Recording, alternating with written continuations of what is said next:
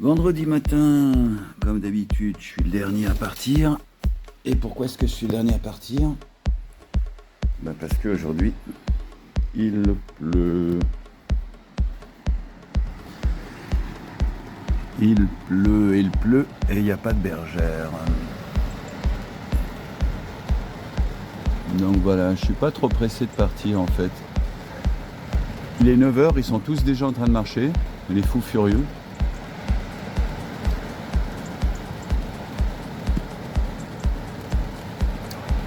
Je sais pas, je vais attendre un petit moment. Vendredi gris, il a plu un peu, il devrait pleuvoir un petit peu aujourd'hui, c'était prévu, hein, c'est vraiment demain qu'il va beaucoup pleuvoir. Bon, mon sac il est recouvert, j'ai mon kawaii qui pend à la taille, je suis paré. Forcément, c'est bon, c'est beau là où je suis, le chemin est toujours aussi beau. Mais d'avoir un ciel gris au-dessus de soi, pour moi, ça me change la donne. Voilà. C'est comme ça. Je suis un fils du soleil. Et tout ce que je fais dans ma vie, il faut qu'il y ait du soleil, quoi. Bon, c'est pas grave. Hein. J'ai qu'une chose à faire, avancer. Petite étape aujourd'hui, donc ça va.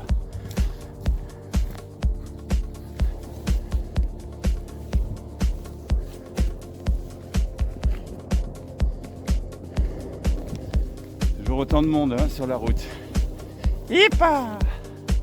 Je me trouve sous le porche de ces sociétés à but lucratif qu'on appelle l'église. Je me demande une question. Si j'ai envie de dormir dans une église, est-ce possible? Bien sûr que non. Je vais être chassé immédiatement. Pourquoi? Parce que c'est un bien qui leur appartient.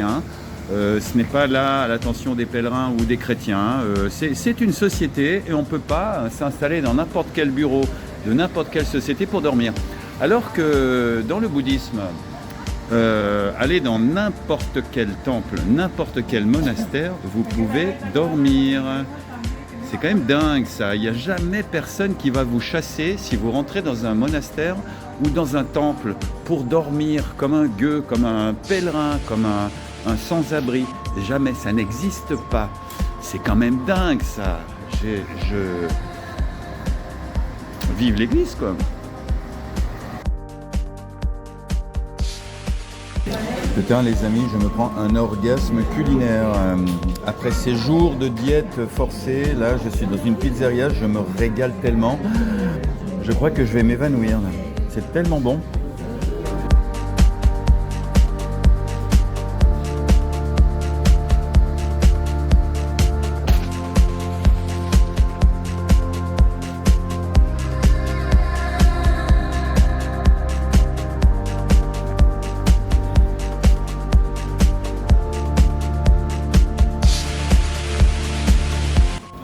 Bon c'est bon, j'ai trouvé mon vélo, je vais mettre tous les accessoires et youpla boum. En plus c'est un d'occasion, c'est génial, parfait, fantastique.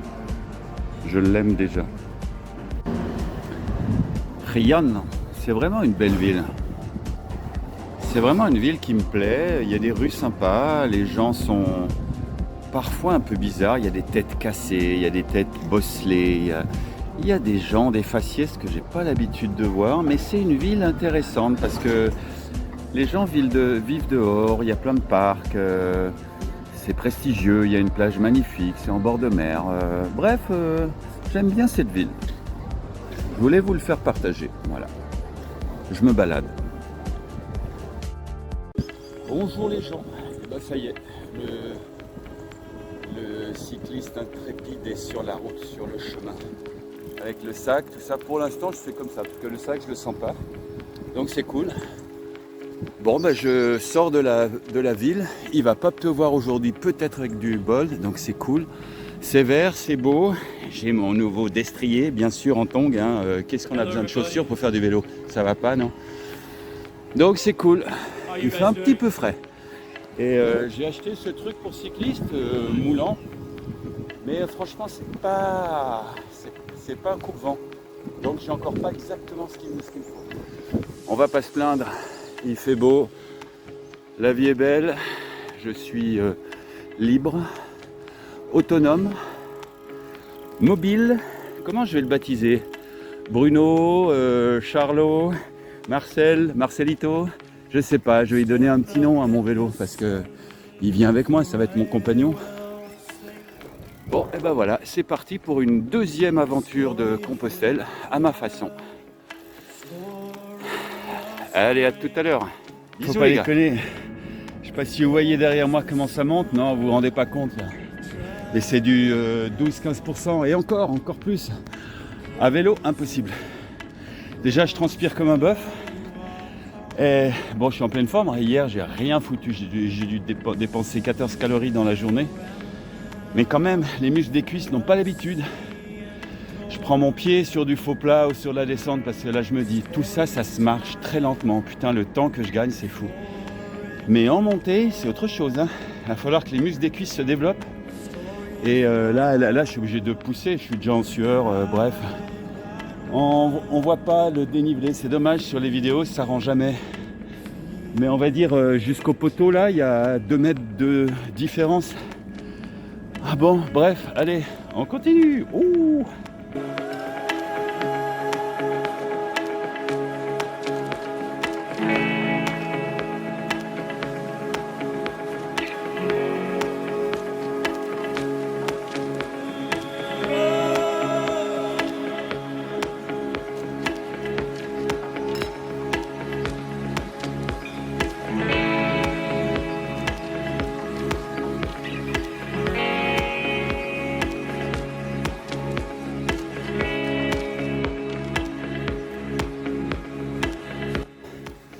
El pellegrino con la bicicleta está en el camino, caminando, bicicletando, avec mon sac.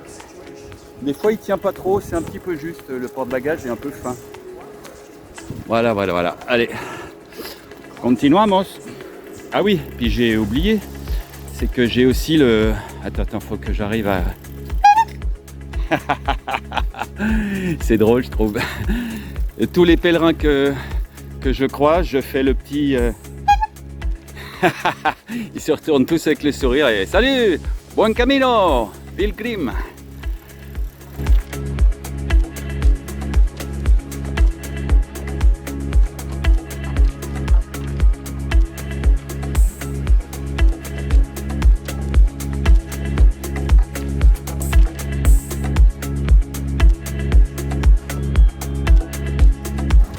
Ce matin, j'avais pas de cuisse, quoi. J'avais de la chair inerte sur mon os.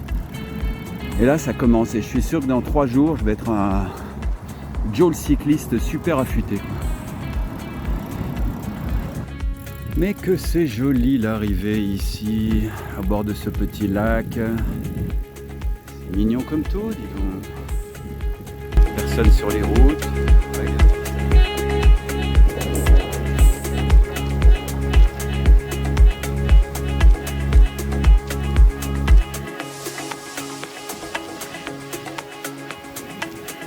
C'est peut-être l'avantage d'être en novembre et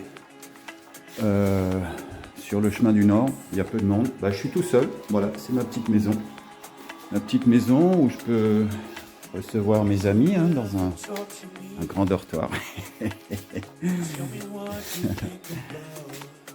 Voilà mon lit pour ce soir.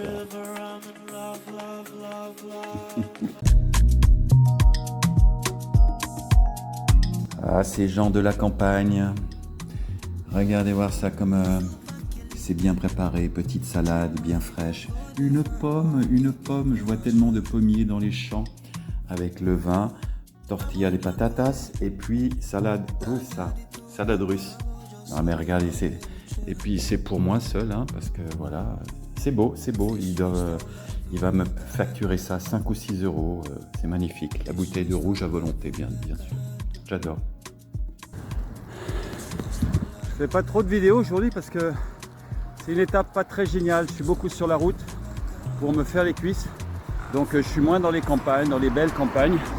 Bon, on longe la mer, mais vu qu'il fait pas très bon, on la voit pas très bien en haut.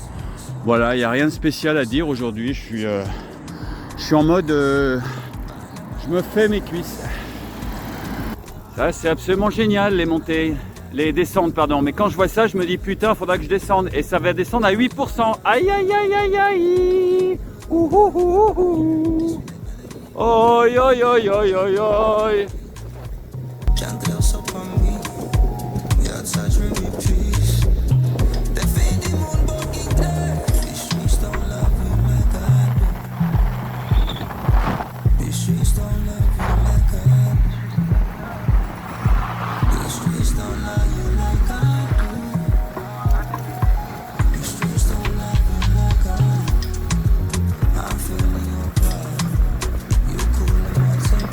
J'étais là-haut, mince.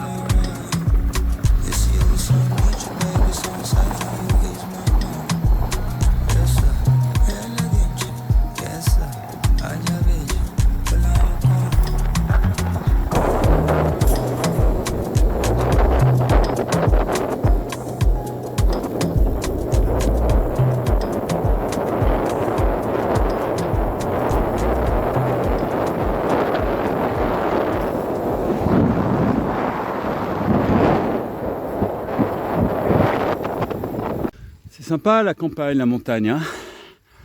Très sympa, les vaches, tout ça. Ben, il y a un bœuf sur son vélo. Et putain, les montées qui n'en finissent pas. Je mouline dans la semoule là.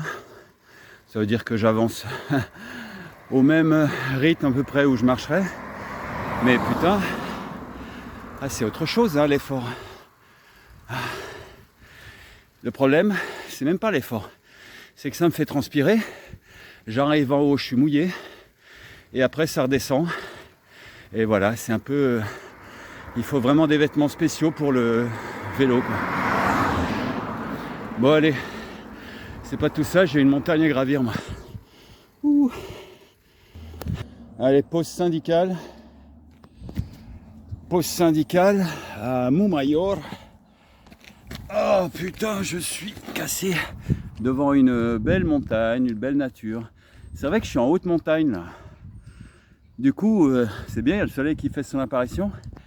Mais bon, ça monte et ça descend quoi. C'est pas le sud-ouest de la France avec des longues 10 km interminables sur du plat. Ici, ça monte et ça descend. Et j'adore quand ça descend. Et quand ça monte, là, je suis vraiment sur le chemin. Et je suis même pas sur le chemin de Compostelle parce que le chemin de Compostelle, il passe en haut, il fait comme ça. Non, non, non, non, c'est beaucoup trop dur. À vélo, c'est beaucoup trop dur. Ah, c'est même pas une question de dur, peut-être parce que j'ai 60 balais. Je sais pas, mais à vélo, c'est très difficile. Beaucoup plus qu'à pied. Et quand ça monte, et que je le vois à l'œil que ça monte encore sur beaucoup, très très loin, là je me dis, Phil, pourquoi tu le fais? Mais pourquoi tu le fais, Phil? La réponse? Parce que j'ai un peu de temps, parce que je suis libre, parce que je peux. Et peut-être que j'ai toujours pas trouvé les réponses aux questions que je me pose intérieurement. Donc je continue à quelque part à souffrir, moi qui à la base ne voulais pas souffrir. Là, à vélo, quand ça monte, c'est de la souffrance. Parce que c'est long, c'est difficile, il faut avoir de la ténacité, de la volonté, de la persévérance, de la résilience, de l'endurance. Ça pèse beaucoup et du coup je me dis mais putain mais qu'est-ce que tu fous là? Pourquoi tu as choisi ça? Balance ton vélo, continue à pied, arrête, prends l'avion, va sur une plage en Thaïlande, arrête. Mais je peux pas, j'arrêterai pas. Déjà ça me ressemble pas, déjà je me décevrais ainsi que des personnes que je connais qui seraient déçues. Parce que j'ai ma petite fierté, j'ai ma réputation, et puis je le fais aussi pour moi. Ça fait partie de ma légende, voilà, de ma légende. De toute façon, je sais très bien que quand je serai mort, mes petits-enfants ne connaîtront pas vraiment ma vie. Dans 100 ans, tout le monde m'aura oublié puisque personne ne va parler de moi à ses enfants à part mes filles. Mais après, dans 100 ans, dans 150 ans, c'est fini. J'aurais été totalement oublié. Donc ma légende, c'est un peu comme pour les réseaux sociaux. D'ailleurs, on pourrait tous se poser cette question, hein. Pourquoi est-ce qu'on fait ce qu'on fait? Est-ce qu'on veut laisser quelque chose dans l'histoire? Non. En ce qui me concerne, non, parce que je sais que j'ai pas les reins, j'ai pas eu une vie qui marque l'histoire, donc non. À mes amis, oui, à quelque part, parce que si je peux leur insuffler quelque chose. J'ai la chance de faire quelque chose que beaucoup de gens ne peuvent pas faire. Donc pour moi, c'est un devoir de faire ces petites vidéos, de raconter, de filmer, parce que je sais qu'il y a des gens qui me disent «Ouah, c'est génial ce que tu es en train de vivre, peut-être que je vais en inciter à quelques-uns à le faire». Bref, j'ai toujours été un apporteur de rêves. J'ai toujours été quelqu'un qui apportait le voyage sur un plateau aux gens qui ne le peuvent pas. Ben, je continue, c'est mon petit plaisir. Et puis pour moi, intérieurement, ben, c'est une façon à quelque part de repousser le temps, de repousser l'âge, la vieillesse. C'est vrai que quand on arrive à la soixantaine, il y a des choses qui se passent. On se dit que la majeure partie de la vie est derrière soi et que devant, il ne reste plus grand-chose. Donc chacun à sa façon. Il y a des femmes qui utilisent des crèmes anti-âge pour éviter de vieillir. Pour moi, c'est l'action, c'est bouger. Et voilà, et c'est vrai qu'en plus, ça me maintient en forme. Je transpire tellement, je fais tellement travailler mon corps que j'ai l'impression que je rajeunis. C'est pas des blagues, hein. Mon corps, c'est une machine de guerre. Là, je me demande même comment il peut endurer, résister à tout ça. Alors que ces dernières années, quand même, je lui en ai fait voir de toutes les couleurs, notamment côté alcool. Bref. Ok, bah voilà, je me suis épanché, hein, c'était mon petit quart d'heure canapé. Merci de m'avoir écouté, vous m'enverrez votre facture. Allez, bonne journée à vous. Je marche, c'est trop pentu en poussant le vélo. En fait, je suis en train de me faire un biathlon. Le biathlon du pèlerin. Marcher avec du poids et faire du vélo avec du poids. Bonjour. Hein. La forme olympique. Et ça pique, hein. Ouais, ça pique. Parce que quand ça grimpe, encore une fois sur vidéo, on ne se rend pas compte. Mais voilà, ça grimpe quoi.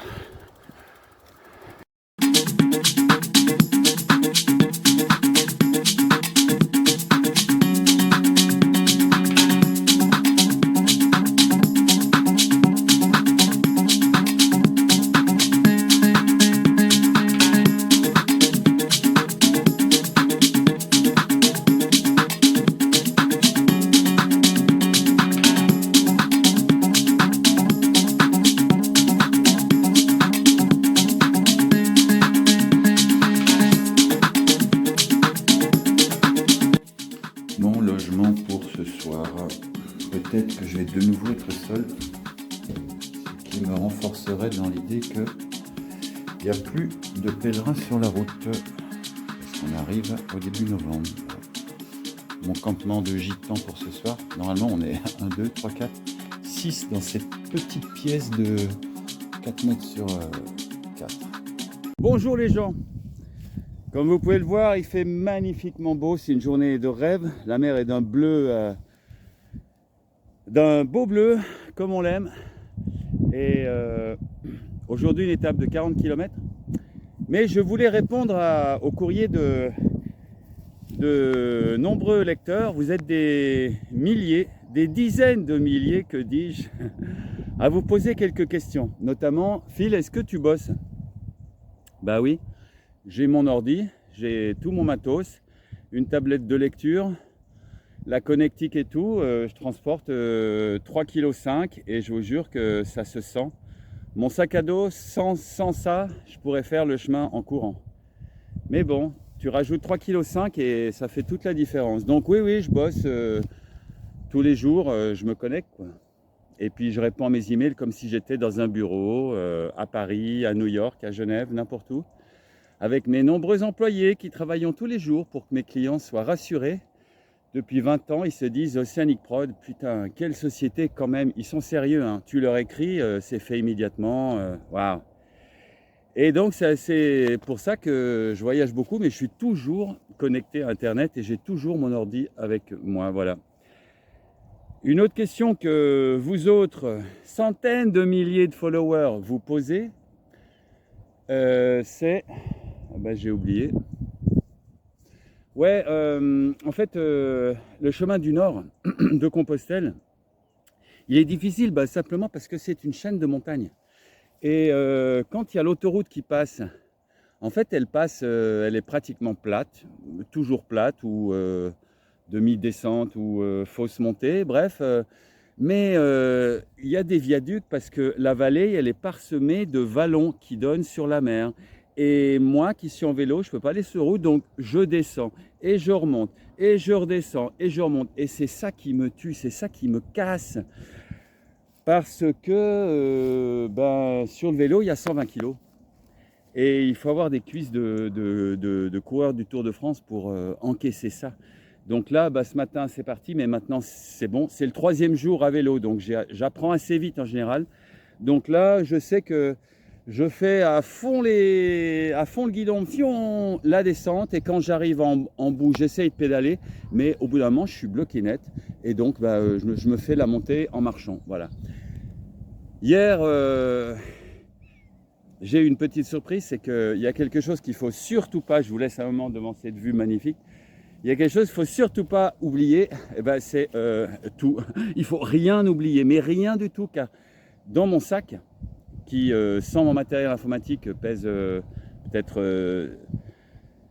il y a peut-être 5 kilos d'essentiel, y compris la trousse de toilette avec mon rasoir pour mes cheveux. Mais le sac en lui-même doit peser 2 kilos. C'est une copie achetée à Hanoï au Vietnam et j'adore ce sac. Bref, j'ai absolument tout. Et forcément, en 5 semaines, j'ai laissé beaucoup de choses. Et j'ai oublié aussi beaucoup de choses, des choses qui m'ont fait vraiment chier. Je ne sais même pas comment c'est possible d'oublier des trucs. Par exemple, je me suis racheté 2 casquettes à Gijón. Et une casquette, c'est indispensable parce que marcher 5 heures sous le soleil, donc j'ai oublié énormément de choses, malheureusement. Et hier, j'ai oublié mon adaptateur électrique. En plus, quand je suis parti, j'ai eu un appel, j'étais sur le vélo, je me suis dit, putain, qui c'est? J'ai vu un numéro espagnol, je me suis dit, ouais, c'est forcément l'auberge d'hier, mais j'ai rien oublié. Et le type, il me parle avec des mots que je connais pas trop en espagnol. Si j'ai pas oublié un truc blanc électrique, je dis, moi j'ai que des câbles noirs. Non, ça peut pas être ça. Et j'arrive à l'auberge en fin d'après-midi, je connecte tout. Putain, j'ai pas mon adaptateur. Voilà, mon adaptateur était blanc. Oh non! Je regarde sur la carte. Je suis au fin fond du trou du cul du Pays Basque. Hein. C'est que des montagnes et des tout petits bleds. Il n'y a pas de grande ville avant très longtemps, genre 4 ou 5 jours, quoi. Ça, c'est un problème. On ne peut rien oublier ici. Donc, j'ai demandé au patron du bar qui m'appelle un taxi. C'est une dame locale qui fait pour toute la zone ici du voiturage. Donc, elle m'a amené dire qu'à Gijón, pour faire 4-5 km, le chauffeur de taxi dans la ville, il voulait 65 €. Donc, j'ai pris le bus, 1,20 €. Et là, la femme, pour faire 60 km aller-retour, elle m'a pris 35 €. Comme quoi, la campagne, quand même en ville, les gens se foutent de nous, les gens essayent de t'abuser par tous les moyens. Et à la campagne, c'est vraiment pas ça. Les gens, ils sont tellement paisibles, respectueux, corrects. Voilà, petit aparté, je ne vivrai plus jamais en ville, c'est impossible, c'est impossible. Il y a trop de qualité à la campagne. Voilà, donc je me suis fait un aller-retour juste pour trouver un adaptateur. Donc impossible d'oublier quoi que ce soit. J'ai trop peu de choses avec moi. Chaque chose a une importance vitale. Les Espagnols maintenant, pourquoi ils parlent aussi fort? J'ai même remarqué que les enfants espagnols, ils ne parlent pas. Ils crient, ils hurlent, ils parlent. Et les parents disent pas trop. Bon, les pères ont disparu, mais ça, je le vois depuis 20 ans que les pères n'existent plus. Il y a plus de pères qui ben, qui éduquent ses enfants. Ils sont là en accompagnement, mais c'est tout. Hola, buenos días.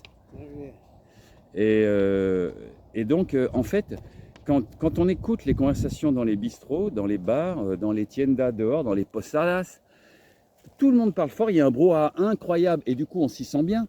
Mais en écoutant de près, il me semble que chacun balance sa phrase et la continue jusqu'au bout.